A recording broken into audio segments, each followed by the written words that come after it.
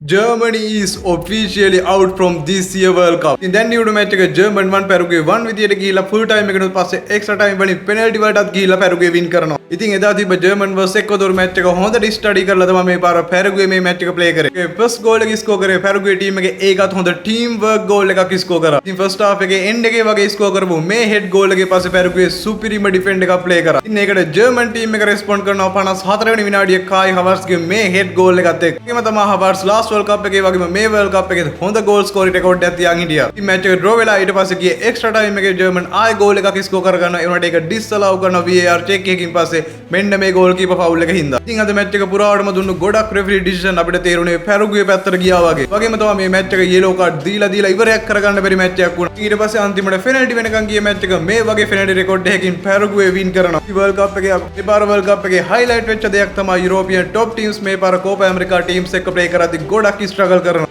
මේ වින් එකත් එක්ක පැරුගේ මේ පාර රවුන්ඩ් ඔෆ් 16 වලට ක්වොලිෆයි වෙනවා. ඉතින් රවුන්ඩ් ඔෆ් 16 වලදී ගොඩක් දුරට පැරුගේ වලට ෆේස් කරන්න වෙන්නේ ෆ්‍රාන්ස් ටීම් එකත් එක්ක. වගේම තමයි ජර්මන්ලගේ මේ ලොස්ට් එකත් එක්කම මැනුවල් නෝයා ඉන්ටර්නැෂනල් ෆුට්බෝල් වලට සමුදෙනවා. ඔය වගේ ලෙජන්ඩ් කෙනෙක්ට මේ වගේ වේලස්සරම මේ ටූර්නමන්ට් එකෙන් අයින් වෙලා රිටයර් වෙන්න වෙච්ච එක නම් ගොඩක්ම දුක හිතන දෙයක්. ඉතින් මේ ලොස්ට් එකත් එක්ක අපිට පේන්නේ ජර්මන් වල වර්ල්ඩ් කප් කර්ස් එක තව ඉස්සරහටත් කන්ටිනියු වෙයි වගේ. ඉතින් අද තිබ්බ මැච් එක ගැන ඔයාගේ අදහසත් අනිවාර්යයෙන්ම දාන්න මේ ජර්මන් ටීම් එක වගේ මේ පැරුගේ ටීම් එක ප්ලේ කරපු විදිය ගැන ඔයාට හිතන දේ අනිවාර්යයෙන්ම පල්ලෙන් දාන්න අමතක කරන්න